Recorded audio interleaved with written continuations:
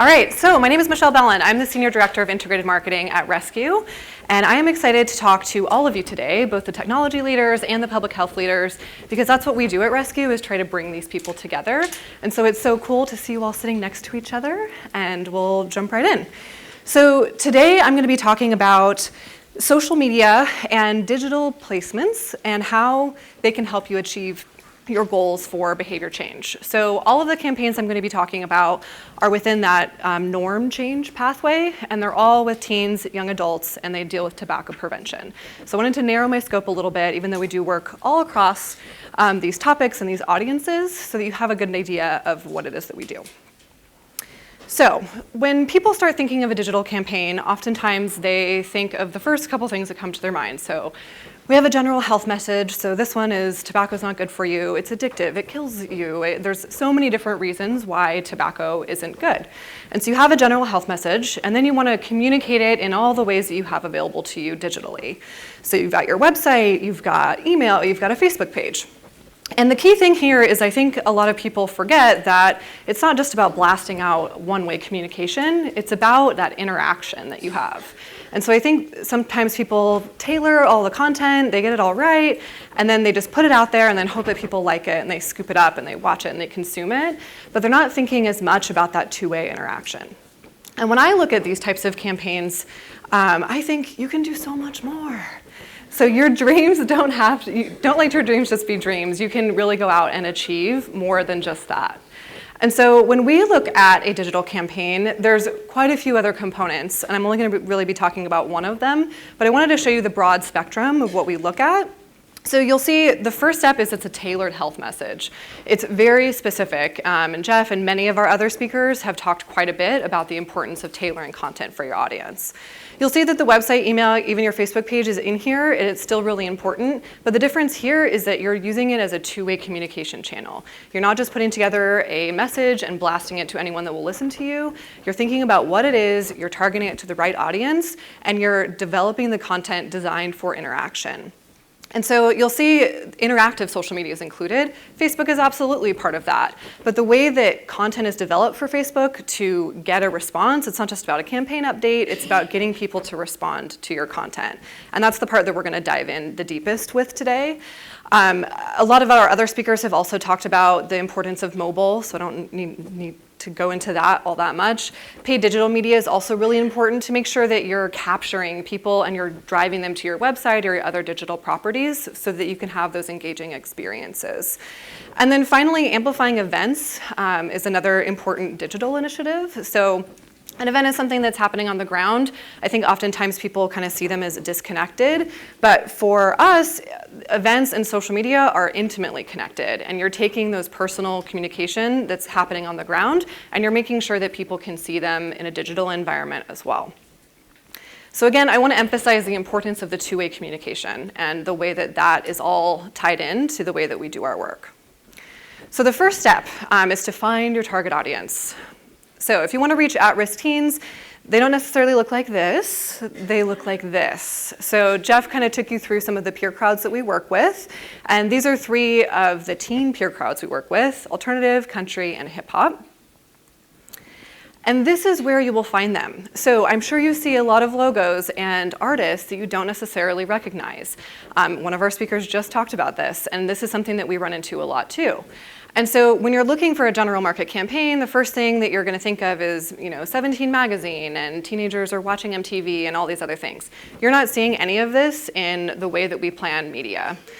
So in the first column there, you'll see hip hop. So when we're developing a hip hop brand, a tobacco prevention hip hop brand, it does exist.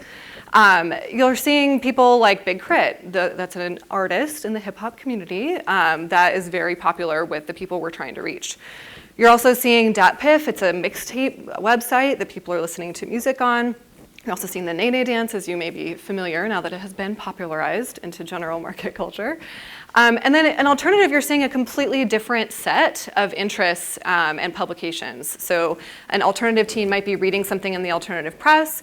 They might be listening to one of these bands, which I don't know that you all have heard of, but they were certainly new to me. So we've got The Color Morale, The Word of Life, Miss May I, all influencers that we also work with. And then the final column, you see country. So everything from mudfest events where people are driving giant trucks through big pools of mud, and buying hunting gear and other types of things from Mossy Oak, Carhartt, Realtree, things like that.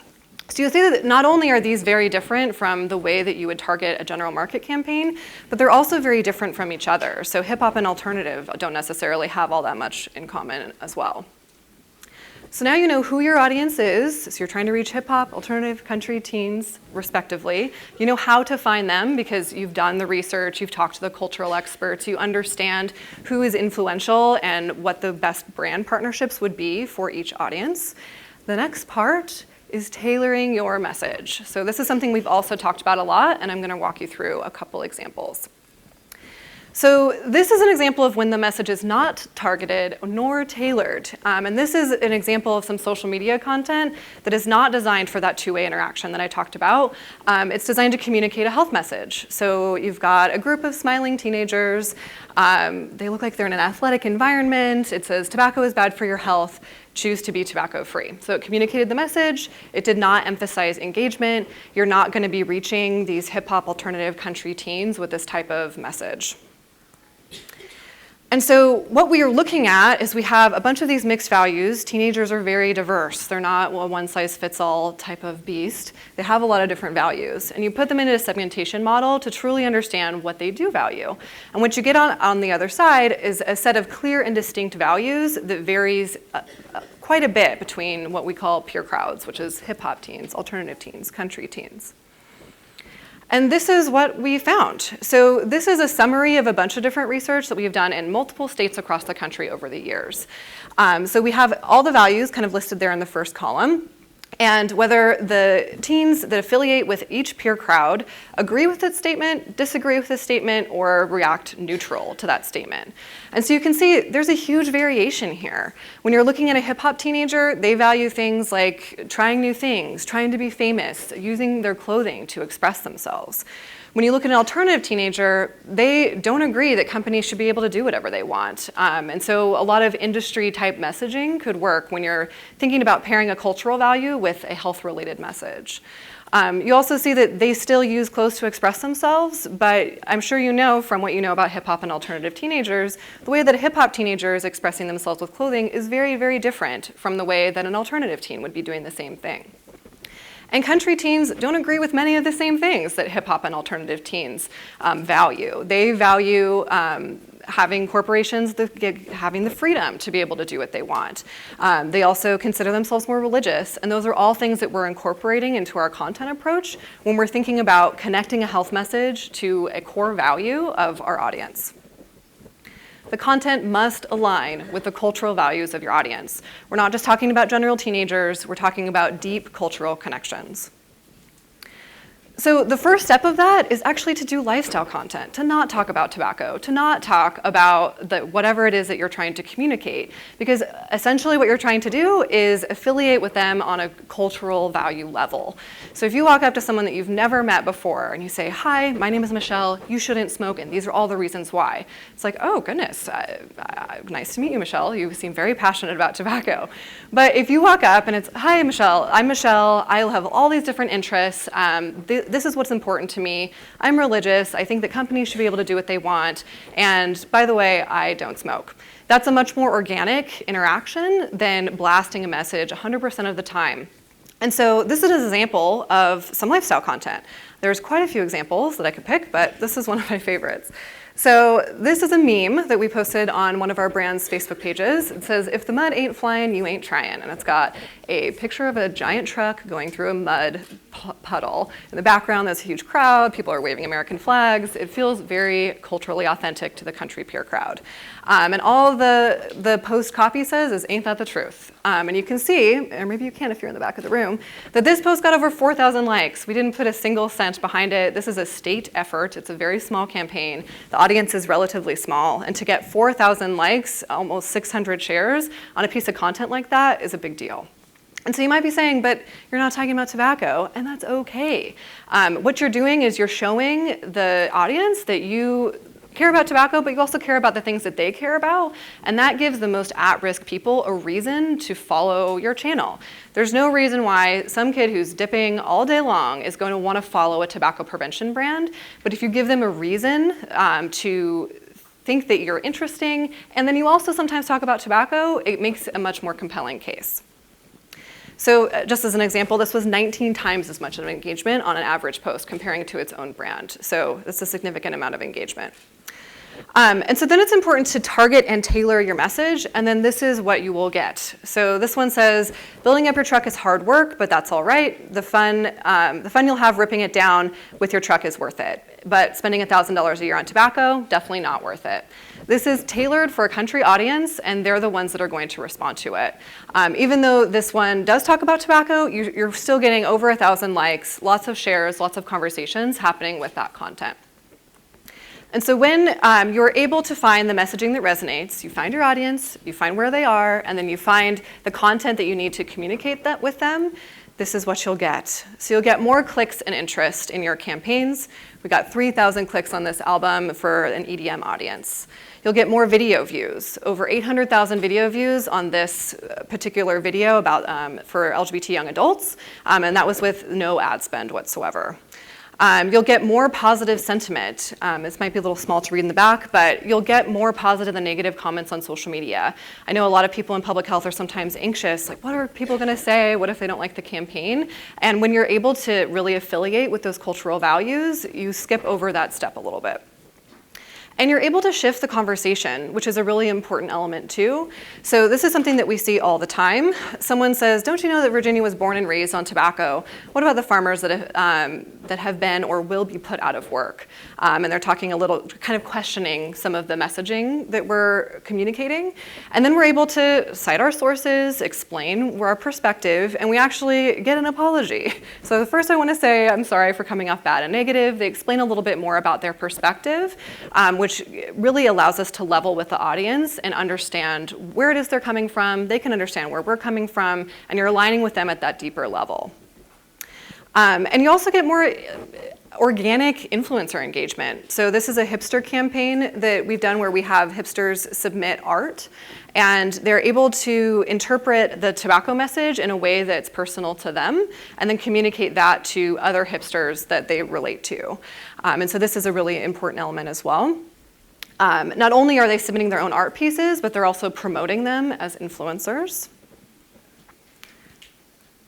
I'm actually going to skip over my video, sorry. And we also get richer engagement. So it inspires at-risk teens to actually participate in the message. So this particular example, we asked teens to take selfies with the alternative teens, to take selfies with one of their pets as a way to express and stand up against animal cruelty. And you get a submission like this. So animals shouldn't have to be put through harmful and painful procedures. For a human, they didn't do all the things that tobacco industries, they don't deserve all the things that the tobacco industry will put them through. And it's not just about this one entry, it's about all of the entries that we got. Alternative looking teens who are processing this message, we're related to them on a cultural level, and we're giving them a way to engage, to own the message, and to participate in it. And the last part is you can actually see if you're on track and measure whether you're being successful or not. So there are a lot of different things in digital environments that you can do. These are some of them. The problem is that it gets so measurable that sometimes you end up in what I call spreadsheet hell, where you have too much information. You've got click-through rates and impressions and everything's flying in your face. You're not quite sure what to make of all of it. But when you leverage the right tools to work for you, it can help surface some of those insights to figure out if you're really resonating with your audience or not. How many likes and comments are you getting? Who are the people that are liking and commenting? Are you reaching the right folks? Who's clicking on your links, and which ones are they clicking on the most? The other thing you can look at is you can look over a whole period of time and see which pieces of content are engaging your audience the most. And when you're targeting your efforts, you know that the majority of those people are in your target audience. You can also identify areas for growth. So this is some click mapping technology that we utilize on some of our campaigns, where you're able to see exactly where a user is clicking. You're able to identify, maybe there's a way we can optimize this page. You can see how deep they're scrolling into a website. Because if you have the best part of your website, right below the fold and no one ever scrolls, that's a problem because people aren't really seeing the message. And optimization, I'm an optimization queen, I love it. And a lot of the reason I love it is because you can actually figure out what's working and then make changes in real time. And so you can multivariate test, whether that's social media content, whether it's ads, whatever the case may be. You can do a bunch of different images, a bunch of different copy, and then multivariate test the crap out of it.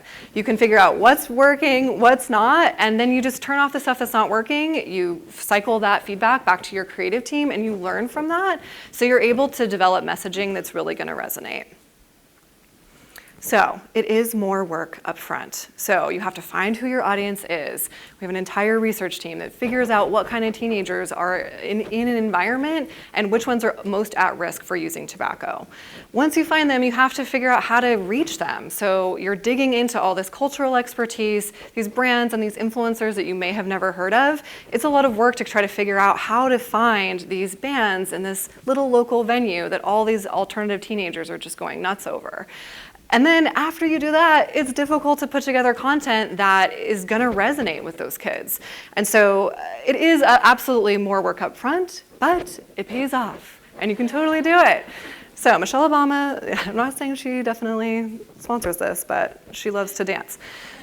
So the reason it pays off is because you know that you're reaching the people that you're trying to reach. So our approaches are very targeted. We're not trying to reach every teenager that's going to listen. We're only trying to reach country teenagers and the most at-risk country teenagers. So it gets really narrow really quick, so you know you're communicating after you've tailored all your content that it's going to the right audience. And you'll see exponential amounts of engagement. This goes back to what I was saying about meeting that first person for the first time and all they can talk about is tobacco. It's just too much. And you don't know who they are as a person, and you don't necessarily want to develop a relationship with that person because they only talk about one thing ever. And so when you're talking about other things aside from tobacco, but including tobacco in a culturally relevant way, that's really where you're seeing higher click-through rates, you're seeing active processing of that messaging. When people are having conversations with each other on social media, that's activating the learning process centers in their brain. So they're thinking about the messaging. They're not just seeing something and watching it, moving on to the next thing. They're really processing the information. And you'll also see a lot of that positive sentiment. And finally, you'll understand what's working and what's not.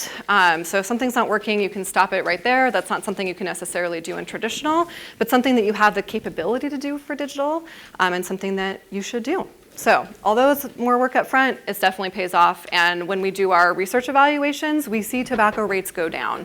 So a lot of these media measurements are just kind of a proxy to see that you're on the right track and that you're getting the right exposure. But ultimately, at the end of the day, what we're looking for is actual change in behavior, which we do see when the formula is followed properly. So that's all we've got.